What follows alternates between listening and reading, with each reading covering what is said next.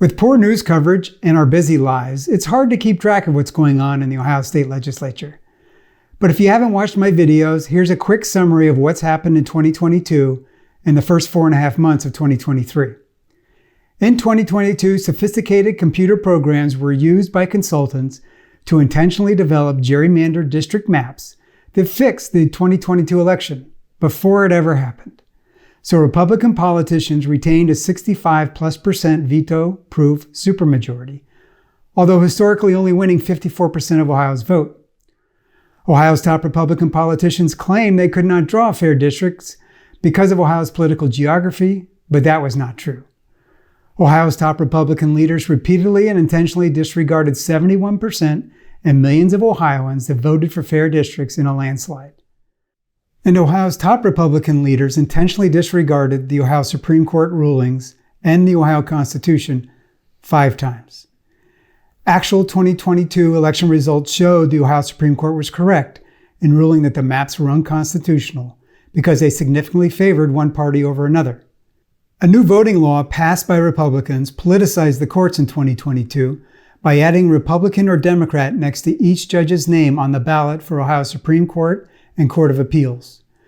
This is the first time this has ever happened in Ohio. So rather than being fair and impartial, judges will now be pressured to follow the Republican Party line in order to be elected and reelected. That weakens the check and balance between the legislature and the judicial branch of government, which gives more power to an already gerrymandered legislature. With no evidence of voter fraud, a new 2023 voting law reduces the number of people who will be able to vote in Ohio, primarily targeting voters from the opposing party. Also in 2023, Republican politicians passed a bill to reduce the power of the majority to amend the Ohio Constitution by raising the Ohio voter percentage needed from 50% to 60%.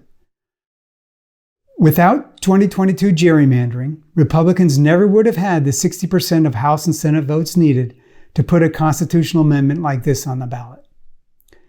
Each of these steps was taken to help ensure one-party rule, a veto-proof supermajority, and for politicians to increase their own political power. This list looks like it's describing Russia and China, but it's not. It's Ohio. Looking at these together, one has to ask if we really have fair and free elections in Ohio. If you want more facts and details, and I would, and what can be done about this, go to protectohiosvote.com.